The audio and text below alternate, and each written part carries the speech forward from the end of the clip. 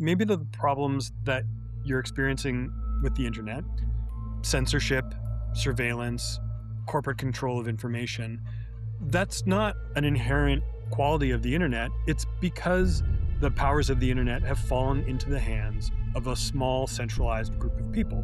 The platforms, the governments, any sort of mediated force, the internet service providers that control the pipelines. The Amber Mack Show on Canada Talks, Sirius XM 167.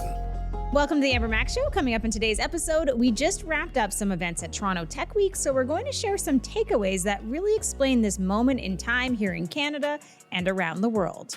It's so great to be here in person, and I'm really looking forward to the discussion about Toronto Tech Week, which was just amazing to get to. Plus, our guest this week is the filmmaker behind The End of the Internet, which is a movie about the invisible operating system of the modern world. Before we get into that interview, let's dive into what made news at Toronto Tech Week and what it means for the future of Canada and the world.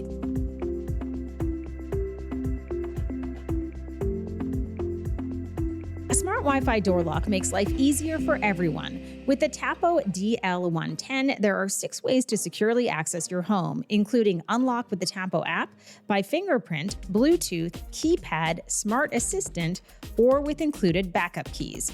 As for battery life, the Tapo DL110 smart Wi-Fi door lock lasts 1 year before requiring maintenance or recharging. And it has a built-in USB-C port for convenient recharging. As a busy mom, my favorite feature is the ability to create special codes for visitors, and I can track every lock and unlock at my home for peace of mind. For peace of mind and security, buy your smart Wi-Fi door lock from TP-Link on Amazon. Headlines. Jeff, we have had a great few days at Toronto Tech Week, and it is so nice to have you here in person in the studio in Toronto. It's been way too long. Yeah, absolutely. It's great to be up here. Not only was Toronto Tech Week great, we went and saw the band Cake, which was super awesome too, but we'll stick to tech for this particular segment. And yeah, we saw a lot of friends of the show out there this week too. Yeah, let's talk a little bit about that, because it just occurred to me as we were wandering around Toronto Tech Week that we ran into quite a few past guests of our show. We saw Minister Evan Solomon, who's our Minister of AI. He had a great session. We'll talk about that in a bit. We also saw Cam Gordon. He wrote the book Track Changes. He also used to run communications for Twitter Canada. Sinead Bovell, who is a futurist. I loved her session about the future of work. Closed off Homecoming. That was a very good segment at the end there to have. And we got to catch up with her a little bit after that as well. Got to say hi to David Usher, which was great, who's been on the show and is a really interesting guy who's been out around this week as well. And Christina Fox, the CEO at Tech Alliance in London, Ontario. We had a really long catch up with her too, talking about innovation. And I love the conversation we had with her on a past episode. And finally, of course, Douglas Soltis from Beta Kit. We saw him a few times and they did a great job. And maybe, that's probably a lot of where we're going to start in terms of the first theme, that is sovereignty. Yeah, the Beta Kit event was fantastic on Monday. And so they had Evan Solomon there. He was talking about, all the AI-related stuff as the Minister of AI, how the government wants to be enabling large data centers, the supercomputer RFP that's coming out or closing this month, I believe. And I think he pointed out a lot of success stories with photonic chips in Canada and all sorts of stuff like that. But when talking about sovereignty, he made a real point to say that sovereignty is not solitude, that Canada can't isolate ourselves. It's just not possible in the modern tech world. We should also say that the minister did talk about the country's AI strategy. And while people are hearing this or watching this, they may have had a chance to look at it because it is coming soon, apparently. Yeah. I did want to actually say, because I went over to Beta Kit just before we were recording, and they had a great write-up about what to expect in this AI strategy. So they had a note here from the minister's parliamentary secretary who said, Canada's renewed AI strategy will do things a little bit differently. And it talked about industrial scale, intellectual property, and long-term value, making sure that does not migrate elsewhere, but instead keeps that right here in Canada. So we're going to talk about that in a few minutes. That's more around that conversation about intangibles. Yeah, But absolutely. excited to see that it looks like that strategy is going to come to fruition. Yeah, it was supposed to be at the end of 2025, so we're halfway through 2026, so let's get to it. And that was, one of the themes that people talked about, and we'll talk about it in the next section about the role of government, was how we need to figure out ways to do things faster. So it's not the greatest sign that this is late, but let's see what comes out when it comes out. But yeah, the sovereignty piece, it touched so many different speakers, and we had everyone from said the Minister of AI there, but as well we had the Cohere head of Cohere was talking about what sovereignty means to him. We saw a great panel on that where the sovereignty was being looked at as the question was asked by the woman from Build Canada. I forget her name, but some people see this as a protective bubble. What does sovereignty mean to you? And the speaker from Dominion there said, I don't want protection. I want a competent, capable, reliable partner in the federal government as a customer, but we don't need to be protected against competition. He's like, I want to beat those guys. Let me beat those guys. So it's important to not think of sovereignty as putting up walls around this. Sovereignty is really more about the fact that you want to make sure that we have the ability to make choices that aren't dependent on other foreign players at such a level that it keeps us from doing what we should do. And I think it's also really important. I think this message was repeated a few times at Toronto Tech Week when it came to the conversation around sovereignty, that we can't be purists on this. And that point is critical because it may mean that we need to partner with companies maybe based in other countries who have similar values. But I worry a little bit, Jeff, and I would love to get your perspective about this narrative out there in terms of sovereignty being so extreme that we end up excluding potential partners who do share the same values as us. Because you see this with even AI data centers, this backlash that's happening right now. And the assumption is that we're going to build these data centers without restrictions that may exist in places like the US, but Canada could do some of these things differently. Absolutely. I know one of the things that makes it so natural for us to be doing stuff like data centers, where we cover all the time the environmental shenanigans, the gas turbines powering them in Elon Musk's data centers and stuff like that, and want to do it in space. Well, we have incredible natural resources. We have hydropower that's perfect for this sort of thing. Other solutions were mentioned in terms of nuclear and things like that. But Canada has a real role to play in this because we do have a way to power these enormously hungry data centers in a way that is environmentally responsible. And I would say we need to start looking at maybe that being more our role relative to our environmental goals than some of the things we've been focused on that have been kind of tying our hands and working against us. So this is one of the biggest impacts environmentally that we can make, really, given the amount of how AI is just chewing up all sorts of energy. Well, and we should say in terms of sovereignty, like we said, that was a key theme. And I know that a lot of people are listening to this conversation, but if you check out this video over on YouTube, you will be able to see the title of BetaKit's most ambitious print version, which talks about the most ambitious people in the country right now. And they have actually titled this No Sovereignty Without Technology. So it's a pretty impactful guide to some of the leaders who are trying to help to grow Canada into an incredible power when it comes to standing on our own 2 feet on the technology front. Absolutely. And I think the person who encapsulated sovereignty the best was the head of Cohere, who said that what sovereignty is, it's agency and autonomy. We need to be able to, as we said, take actions where we can be self-directed, where we're not stumbling across other people's blockers. So yeah, I think that's important. And what kept coming up, this is Canada. Government plays a huge role in these things.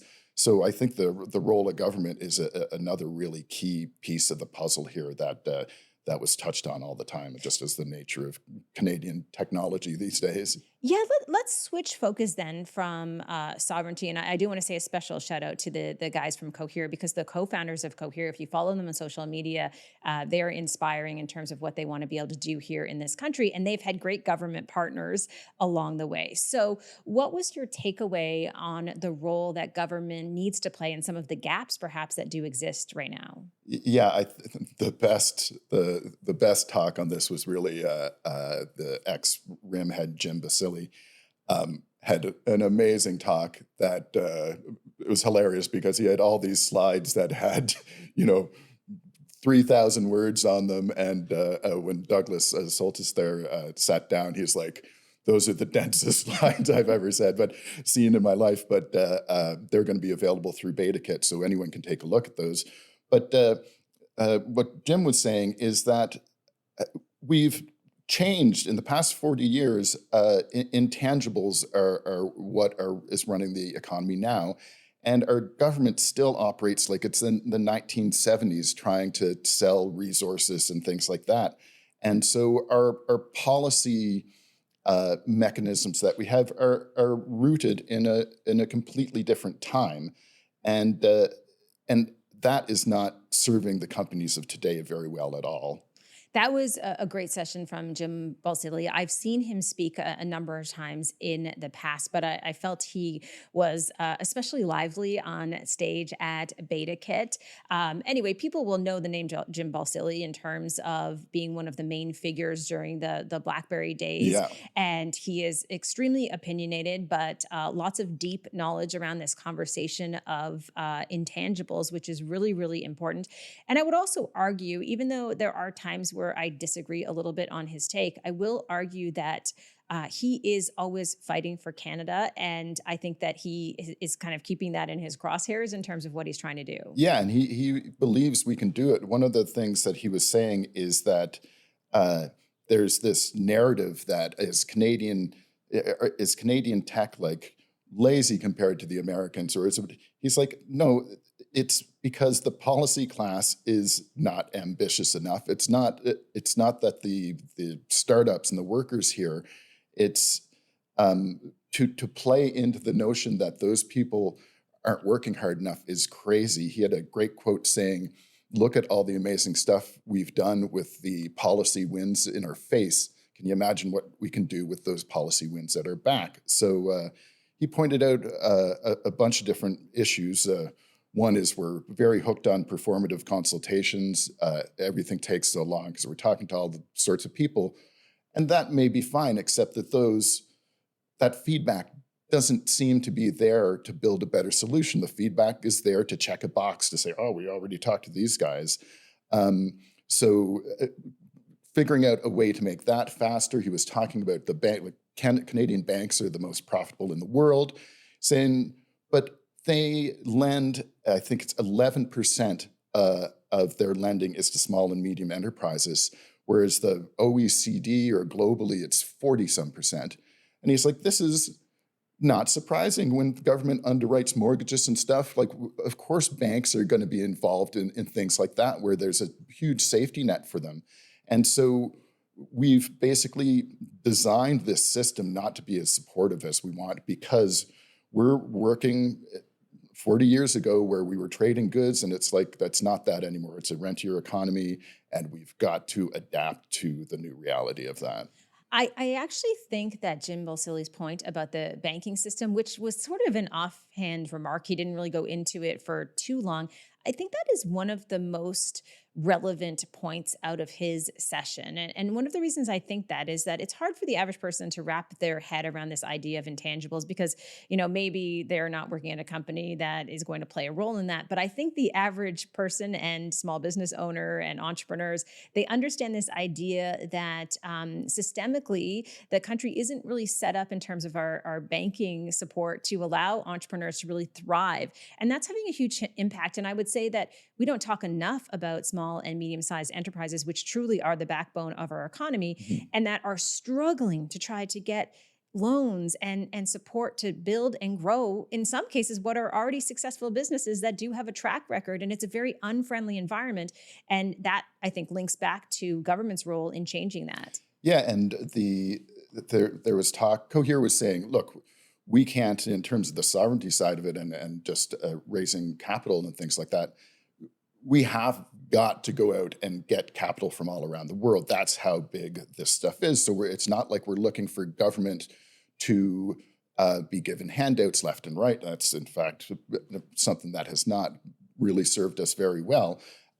It's more government needs to either move a lot faster or get out of the way. The guy from Uber was saying, can't remember his name, but anyway, he was saying, we started with 6 cars. We've got 10.5 million drivers now.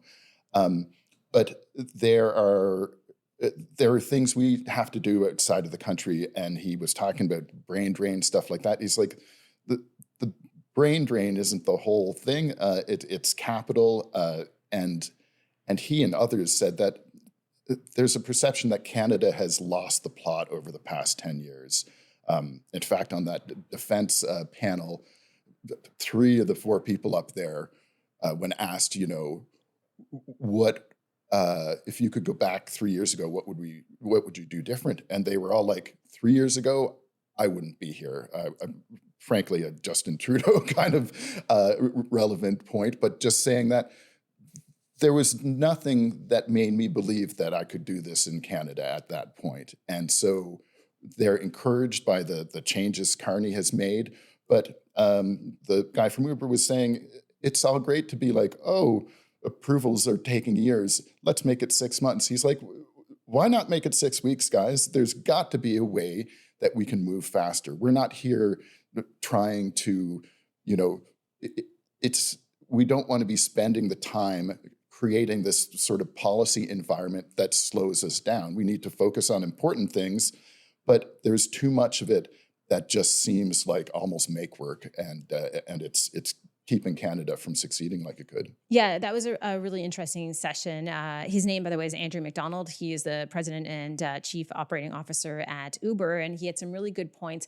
I would say, too, that it is particularly important, and this is really a hard line, I think, right now, not to cross, between being supportive of the moment in time here in Canada, but also recognizing that there are a lot of companies that have had to leave over the past few years because we are just still a pretty small country and we're a tenth of the size of the US. And so I understand people leaving the country, but I think what we're trying to do right now is reframe it and figure out what can we do well and what can we do differently and what are some of the opportunities. Yeah, and the point was made that there's this attitude that you shouldn't be criticizing Canada. And I forget who was pointing it out, but he said, it's criticize Canada all you want as long as you're coming up with some solutions to make it better. Don't just criticize and leave it at that. He's like, these are problems to be fixed. We have to invest in fixing them.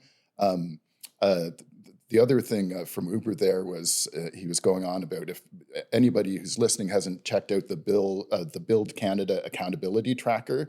It's online. It's well worth a look. And it has all of the different federal government projects that have been announced and which are proceeding according to plan, which have yet to go, and which are basically broken promises, like capping the size of the federal civil service and some things like that. And up until, let's hope it's no longer, but the AI strategy being so delayed. So we need to be able to hear the criticism, but we need to be able to provide some solutions too. So I think there's a lot of hope that we're going to be seeing those kinds of changes, but still the frustration of, it's been a year since Carney's been in office.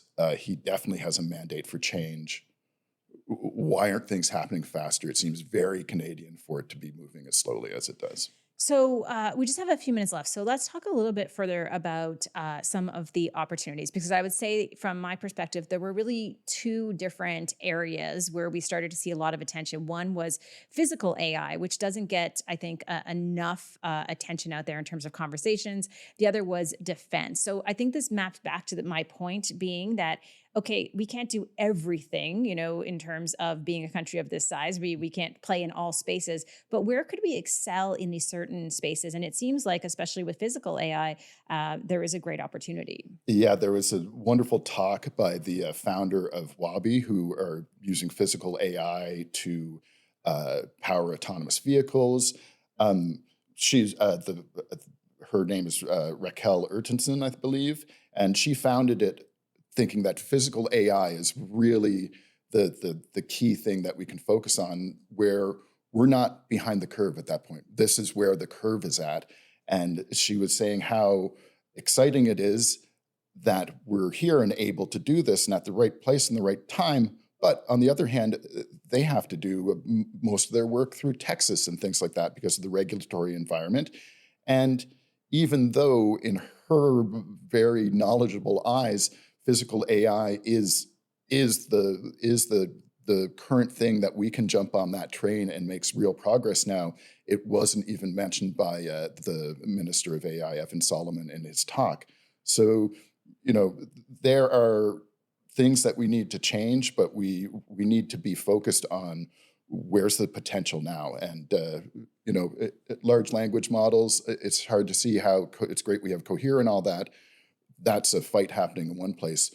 Physical AI is something that we can really, really be leading on. So, and Wabi's doing a great example of it. I think too, just one comment on this, because I think this is sometimes at tech events where the conversation around regulation can drift into this area of, hey, you know what, we don't need any regulation. We should be able to just speed up, do things faster. And I do really want to stress, because I think we all know that this is in fact true, is that regulation isn't a barrier to innovation. In fact, it can help move it forward more quickly. And so I only say this because I do want to recognize that there are a few leaders in tech who would like to have zero regulation. Yes. We don't want that. No, and that's not, obviously, we talk all the time about regulation for AI and social media and things like that. And those are important things to put in place and make sure that that's a constructive role for government. And we find ourselves, another point that was raised many, many times, is one of the greatest opportunities we have now in the face of having difficulties with our largest trading partner is we're at a point in history, because of Trump's antics and different things like this, that people are looking for technology solutions that aren't in the United States, that aren't in China.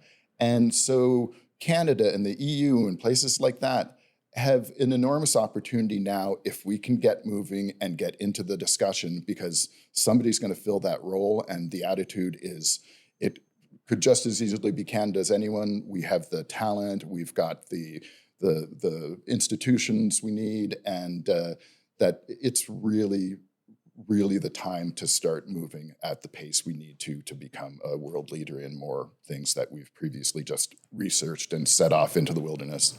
I think that's a good way to wrap up our conversation about Toronto Tech Week, and wanted to thank all of the organizers for putting on a wonderful few days. Coming up next, we talk to the director behind a new film called The End of the Internet. The Amber Mac Show on Canada Talks, Sirius XM 167. The End of the Internet is a film about the invisible operating system of the modern world. From an anarchist squat in Berlin, to a futuristic landscape in Taiwan, to a remote village in the Brazilian Amazon rainforest, you'll hear from the key players in the internet decentralization movement. To talk more about the state of today's internet, Amber spoke to the film's director, Dylan Reibling. Here's their conversation. Talking Tech. Dylan, thank you so much for taking the time to join me. Thanks for having me. Okay, so first of all, tell me, where did you come up with the idea behind the documentary? It feels like perfectly timed in terms of some of the concerns that people have today.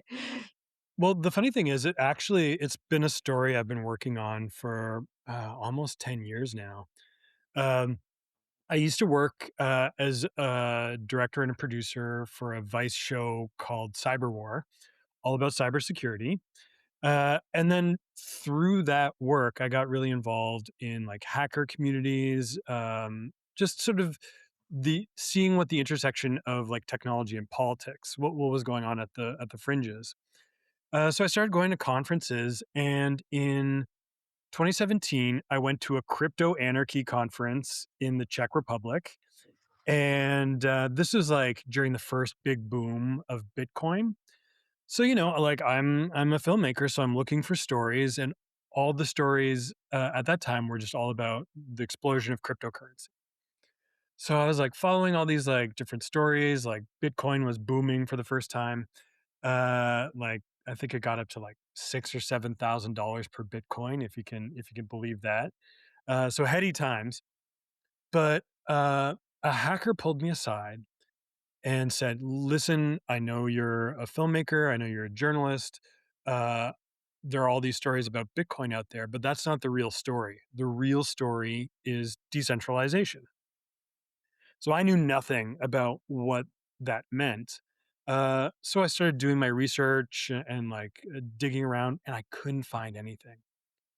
And so I kind of left it. It was like a story that didn't go anywhere. I didn't know what I was able to do with it. And then about 6 months later, one of my contacts called me up and said, "Hey, are you still looking into decentralization?" Yep, still looking. This guy knew that like a group of hackers were gathering on an abandoned mushroom farm in San Francisco, experimenting with decentralized networks. And did I want their contact information? Sure. Reached out to this group of hackers. 2 weeks later, I'm camping on an abandoned mushroom farm with a bunch of hackers, learning all about decentralization. They're building mesh networks, building decentralized protocols.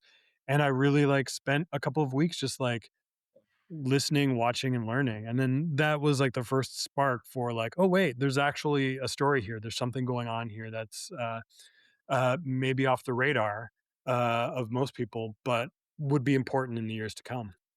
Not all of us will have an opportunity to go to a mushroom farm and learn about decentralization from hackers. So, if someone walked up to you on the street and said, "What do you mean when you're talking about decentralization in the context of the internet?" What would you say to them? Well, I would say that I think uh, a lot of people have a sense that the internet that we have right now isn't working for them. There's something that like there seems to be this promise of an internet that sort of is limitless connection with people, unmediated, just like free and open communication. But that doesn't necessarily feel like what we've got.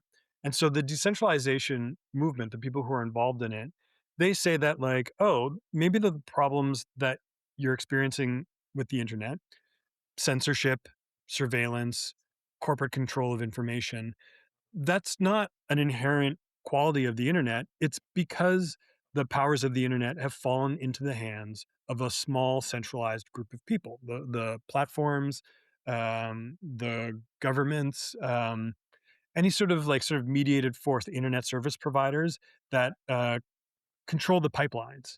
And so my film sort of tries to like unpack that idea by meeting with people who are involved in decentralizing the internet, taking power out of the hands of those platform monopolies or those choke points that really control the information. I think for me, as someone who's been in the tech space for a long time, I think people are actually more literate when it comes to understanding some of the issues that we face right now. Insofar as a small group of people who are controlling so many parts of our lives in the digital space, and of course that is almost everyone's experience these days. You're spending so much time in these spaces. And I think AI has kind of compounded that in some interesting ways. And it's really just a small group of people. And I should say that I watched your documentary just on the heels of watching the AI doc that recently came out, talking about, six leaders who basically are running the AI world at this point. And when you see it sort of put into that context, I think people feel a little bit helpless like, well, what are we supposed to do? You actually talk to some people in the film who are working to actually do something about that. Um, can you talk a little bit about some of those solutions? Okay. So one of the people that we meet in the film is this woman, Electra Wagenrad, who is an anarchist who lives in a squat in the heart of Berlin, and it's quite an amazing place. It's a bunch of trailers gathered and uh, all powered by solar power. And the interesting thing about Electra is she lives in this squat off the grid in the center of Berlin. But as someone who lives in this sort of situation, she was having a really hard time accessing communication infrastructure for her and her friends. So what she did was she built a decentralized network that where the rules were that basically anyone can join the network as long as they share the internet with other people. So uh, I mean, I think typically people are used to, if you want the internet, you call up your internet service provider and there's a fee and you pay it and they have control. And if you use too much internet, you get paid a little, you have to pay a little bit more. If, uh, and that's sort of it. It's sort of like tap goes on, tap goes off. But Electra's idea is that no, actually the network, uh, gets better the more that you share it with other people. It gets faster when more people are sharing, and instead of everyone tapping into that one pipeline, uh, everyone shares packets of data with everybody else. So maybe I get a little bit of data from you, maybe I get a little bit of data from you, maybe I get a little bit of data from you, and cooperatively we can uh, b- experience the internet through our friends and neighbors rather than through one pipeline where everything is controlled. s- I want to believe that this is possible on a larger scale. And I think many of us would like that feeling because when I first went online a couple of decades ago, it is absolutely true that there was this sort of hope and optimism about what the internet could be. And it was a much more equal place and it was distributing the power among the people. And that's sort of changed and been perverted over the years. As you're speaking, I'm thinking about a past guest we spoke to, Cory Doctorow, who I'm sure you're familiar with in terms of his work talking about the enshittification of the internet and where we're at today. Sometimes I feel, even when watching your documentary, that maybe we're just too far down this path. Maybe there's no way to sort of reclaim parts of that experience. What was your reaction after going through the process of creating this film? So, I think Cory Doctorow would say this as well as the Center for Humane Technology, the people behind the AI doc. Um, the sort of hidden boogeyman in all these cases is capitalism. Um, just in the mere fact that what scaling up makes money. And when I first started exploring and researching the decentralization community, one of the things that struck me was like the work that people are doing to decentralize the internet is really good and noble, and it's something that we all want, but it is an uphill battle because, you know, scaling up, having a centralized corporation is much more profitable than, 1,000 people each building their own network and server. So there is an uphill battle because centralization is efficient, centralization is profitable. That having been said, so if you would have asked me while making this film, I kind of would have had the same reaction like, oh, okay, these are like great ideals, but, are we, climbing up a hill, wearing roller skates? Like, are we just going to like, is this Sisyphusian task too much? Um, but as the progress as I was making the film, I did start to realize that, like, uh, innovation, is iterative. Like, when someone makes a breakthrough in decentralization everyone else can build on top of it. So we're just bootstrapping innovation on innovation on innovation. So things that were very difficult at the beginning of making this film, like building a decentralized protocol, building a mesh network, um, people in the community have learned from each other, and things have gotten easier and easier. So the technology underlying it, it's still going to face the sort of the pushback of like, not having, billions of dollars at the innovators' uh, disposal. But they're building on like, I mean, one of the main problems with building decentralized solutions is that no one wants to run their own server. And if you or I had to build our own server like 15 years ago, that would have been like a very, very difficult process. But now people are able to, use off the shelf hardware and software that is making things easier. It's still an uphill battle and there's still a long way to go, but it's not as like hopeless as it may have seemed to me even 4 or 5 years ago. I have this theory, and I'm going to go out on a bit of a tangent here because I'm getting into territory that I don't know as well because I'm going to talk about our energy transition. And I think this is one of the places that I feel people will first reap the benefits of sort of a decentralized system when they start to recognize that, hey, we don't want to be relying on these big oil and gas companies. We don't want to have to worry about the geopolitical situation in the world and, is the strait going to close again? And people start to actually harness the power of solar and wind in their own homes and start to see the benefits of that. Perhaps we will start to say, hey, maybe we as individuals have more power than we initially thought we did to actually do more and get out of this system that has been in some ways keeping us at a disadvantage. Is that a crazy thought? I mean, it's not crazy. And if you look in the film, there's many instances of like mesh networks. For example, in the film, like in Spain, when we embed with Ramon Roca from GiphyNet, he takes us to the top of like a 16th century church, and where he has installed internet infrastructure, and it's all solar powered, and it's like a main hub for a communication infrastructure in northern Spain. It's entirely possible. Um, and in fact, it would be very difficult for them to rely on the infrastructure, like energy infrastructure in some of these remote areas.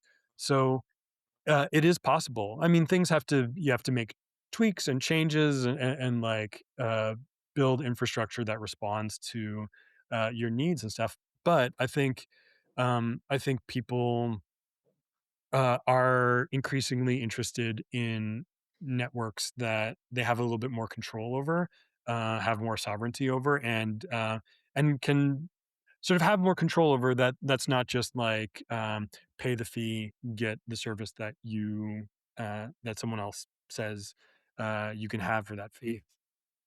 I was watching the documentary with my husband, who is a photographer and cameraman, and he was remarking how beautifully it was shot.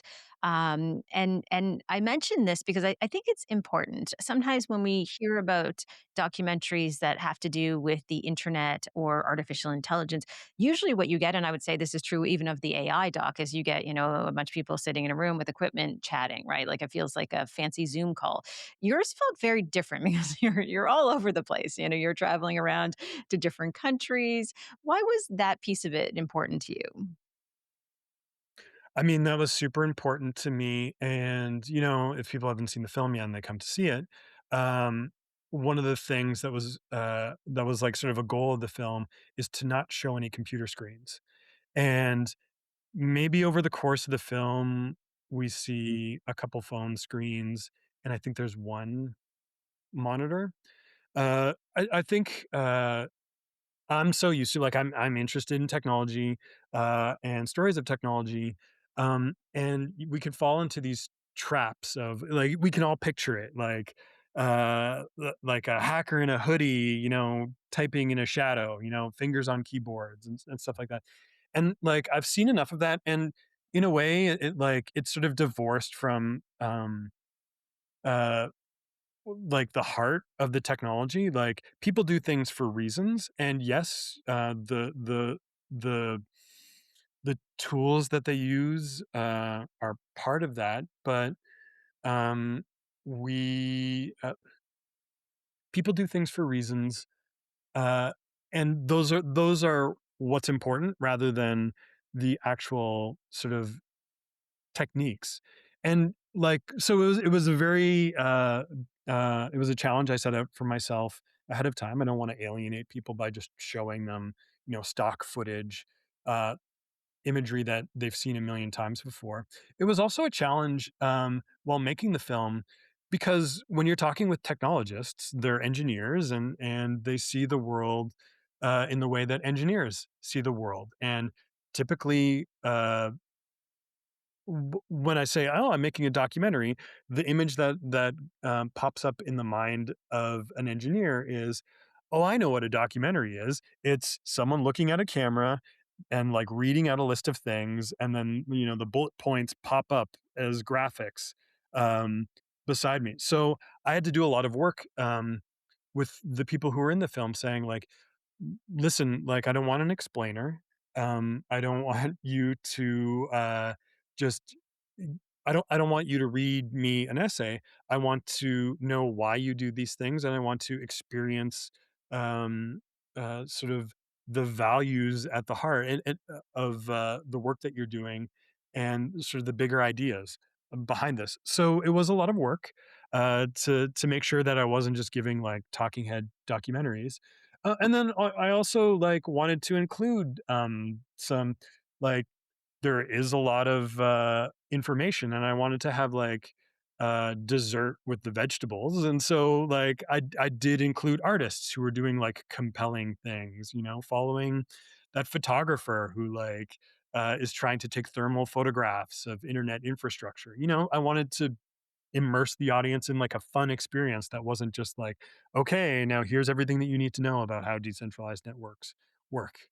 I feel like you also give the viewer an opportunity to sort of not create their own story, but sort of imagine the story within what you've done. And what I mean by that is like there were certain things I almost feel like I need to watch it again in terms of some of the pieces to sort of say, okay, so this is how this fits, is how that fits, and to sort of piece it all together because you are in so many different locations. There's not like one narrative running straight through the story. It feels again like a little more artistic, if I can say that. hmm Well, it's funny because another challenge I gave to myself is like, if this is a film about decentralization, maybe I need to decentralize the film a little bit instead of like giving one straight narrative through line, which is very, I didn't want it just to be like an essay, or like an article in a newspaper. I want to present a series of vignettes, decentralized vignettes, and allow people to weave them together in the way that they see fit. So, my last question for you is around what do you want people to take away from this? Like I just mentioned, I think everybody may have sort of their own interpretation of what it means. But if there was one thing you want people to take away after watching it, what would that be? And is there an action that goes alongside that? I mean, the real action and the takeaway that I'd like is it, like it. It's probably something that you and I are really familiar with, of seeing technology through the lens of politics, maybe. Like I think because of the work that we do, we're quite used to analyzing, what are the politics beneath this? What's actually going on? Um, and I find that like in the screenings of my film at festivals, every single screening, afterwards, a programmer will come up to me and say, "Oh, I never thought about technology as being political. I thought it was neutral." And I don't think that's the case at all. And I feel like if um, people can start analyzing the technology that they use and is being built for them, if people can start analyzing, um, the infrastructure through a political lens, or like analyzing or being critical of the powers that are invested and shaping our technology, we will be in a much better position to confront sort of emerging technologies like AI. Um, like what are what are the politics of AI? What are the politics of AI data centers? If people can sort of say like, oh, okay, like what do I want out of this world politically? Does that align with developments that are happening with, they're building a data center, next door? Is this something that I want to be politically engaged with because it does or does not align with my politics? I think um, if people can make that shift through seeing this film, for me specifically with this film, it's if people can start interrogating platforms and networks and start saying like, oh, wait a second, this black box algorithm that's shaping my social media network that doesn't align with my politics. Are there different choices I can make or different political pressures I can put out in the world? That would be a success for me. I think that would be a success for all of us because certainly in my career, that's something that I've wanted people to bridge the connection to more often because I think you're exactly right. I remember early on in my career when I would even talk to politicians or talk about politics in the context of technology, people would say, hey, stay out of politics, just talk about the tech stuff, not really realizing how completely intertwined that is. And especially, like you said, at this moment in time, and we're starting to see this with AI data centers and AI in general, especially here in Canada, where people are kind of waking up and there's a bit of a backlash. But I think it's more of an awareness about how these technological shifts are affecting all of us. And we should have a say in terms of the future that we're going into instead of just a small group of people, just to bring us back to the beginning of the conversation. Uh, just remind me for people who want to check out the documentary, where are they able to catch it? And then saying this, we have listeners and viewers in Canada and the US and through the podcast, probably all over the place as well. Okay, so all the information you can go to www.theendoftheinternetfilm.com. I'm kicking off the theatrical run in Ottawa on Wednesday. So we're playing in Ottawa, Toronto, Waterloo, and Vancouver. I'm kind of going out on a tour with the film, plus a little bit of a fun tour. Like we're screening the film, but before every screening, I've created a installation where it'll be a secret server inside the cinema, so people can come early and encounter some deleted scenes, hidden footage, some of my research material, some PDFs with information like some CIA documents that informed the making of the film. So uh, if people come out to this initial theatrical run, they can see a lot of this material. And then I'm going to be going on sort of a limited tour through the United States, through New York, and San Francisco. I'm going to be screening at the Internet Archive over the summer. And so yeah, so those dates are going to be popping off over the summer, and as well, the film will be eventually released on a VOD platform for people to see after we've done our theatrical run. Very cool. Well, thank you so much for joining me today. All right, thanks for having me. This has been fun. Thanks, Dylan and Amber. Up next, we'll share what's in store for our upcoming episodes that will help you make more sustainable choices for your home. Like a lot of entrepreneurs, my business and personal life overlaps on the regular. That means I need a smartphone that has a great camera and long battery life, so I can use it when I'm capturing content at events or on the go. But it also has to focus on productivity and privacy, so I can run my business wherever I might be. I've been testing out Samsung's Galaxy S26 Ultra, and here are a few things I love. The Galaxy S26 Ultra makes everyday work tasks feel easy thanks to Galaxy AI. These built-in agentic AI features help me stay productive. For example, if I'm emailing with a client to set up a meeting, now Nudge pops up an open calendar button so I can book our meeting right then and there. No app switching needed. If I'm posting photos to social media, Photo Assist helps me resize or remove objects in a photo, all without leaving my device. Privacy is huge for me as a business owner, and the Galaxy S26 Ultra takes this topic seriously. For example, I can choose how my AI is processed either on the device so my data never leaves my phone or in the cloud. And here's something really cool. It has the world's first built-in privacy display on a mobile phone, which limits side angle visibility so no one can sneak a peek at my screen in a coffee shop or on a train or plane. What ties it all together is the Galaxy ecosystem. The Galaxy S26 Ultra plays beautifully with Samsung's other devices. Pair it with the Galaxy Book 6 Enterprise Edition laptop, and I can share files between my phone and computer instantly with QuickShare, totally friction-free. And with the second screen DeX feature, I can even turn a Samsung tablet like the Galaxy Tab S11 into a portable second monitor that goes wherever I go.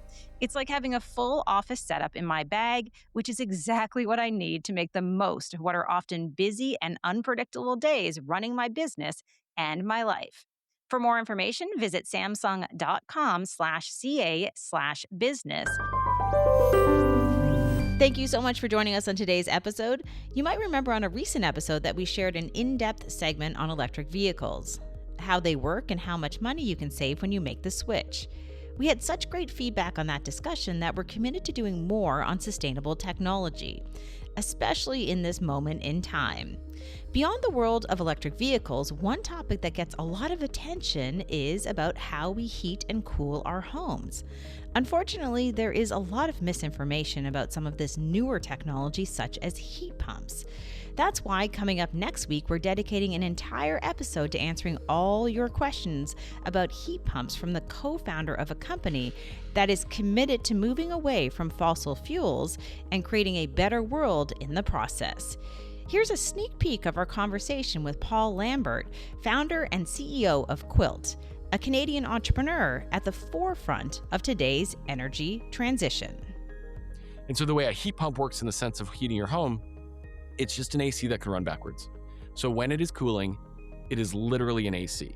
I've been asked by people, is a heat pump going to be as good as cooling as an AC, like something that's actually meant for cooling?